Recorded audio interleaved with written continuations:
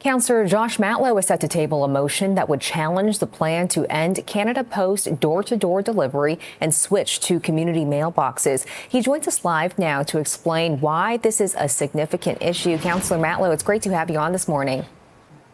Good to be here. Thanks, CJ. Well, tell us the motion. Well, tell us a bit more about some of your concerns with Canada Post, especially when it comes to these dense urban neighborhoods. The motion itself doesn't actually wade into whether or not the federal government and Canada Post is going to discontinue home delivery. But what it does do is it asks Toronto to be better prepared and be proactive about the possible eventuality of having between 2,500 and 11,000 of these community mailboxes put onto the streets of our city. These are massive structures. Compared to much of the street furniture that we see on our streets, like our litter bins and the mailboxes and et cetera. So I don't want to see a scenario where we start seeing hundreds, if not thousands, of these large community mailboxes rolled out throughout our city. And then all of a sudden we find that we're having problems with litter collection, snow clearing on the sidewalks, which is already a challenge, as you know, for the city. Safety sight lines and many other issues, including even just the mere aesthetics of having these large structures in the middle of our sidewalks. Accessibility is a big issue for many Torontonians as well. And yes, we do need to consider some of our older adults and others with mobility challenges that are going to struggle if this is rolled out. And we need to address that reality.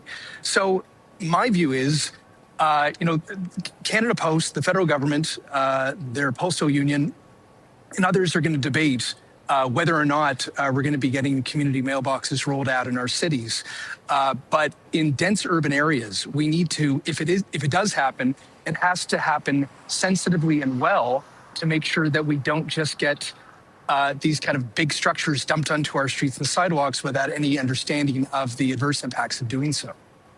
Absolutely. Well, turning over to another topic now as well. As you know, budget consultations are underway at City Hall, a chance for residents to weigh in. What do you think should be the city's priorities as they consult the budgets this year?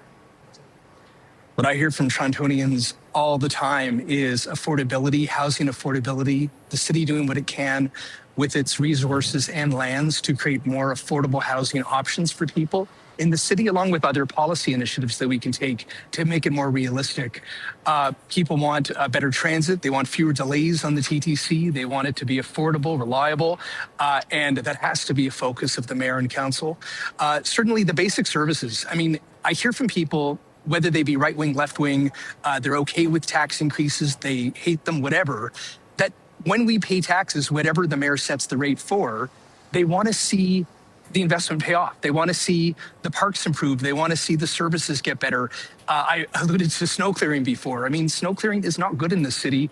People this winter need to see that it's actually getting better. So people want a safe city too. They want us to invest in ways to make sure that our communities are healthy and well. There's a lot that people care about, but ultimately, I just think most people want to see each and every tax dollar spent thoughtfully, transparently, and ultimately they need to experience the benefits of their investments into our city. Yeah, well, taxes, snow clearing, all very important issues for voters. And speaking of that, your fellow councillor, Brad Bradford, announced today that he's going to run for mayor in the next election. Still a year to go, but what's your reaction to that? Thanks for asking me. Brad obviously said that he's excited about running. I think that was maybe the worst kept secret, that he has had that ambition to do so. And what I hope that he does, and I would say this for any candidate running for mayor, is don't just talk about what you're against. Don't just talk about how the other guy's not doing a good job. You can contrast, you can challenge. I do that too with the premier.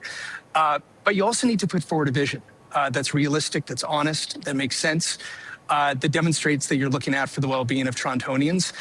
We are many months away, though, from the municipal and mayoral election, and I would hope that every one of us on council focuses on doing our jobs at council while, of course, looking ahead to next year. Amazing. Well, Councillor Josh Matlow, thanks for joining us to talk about a whole bunch of issues. We appreciate it. My pleasure. Thank you.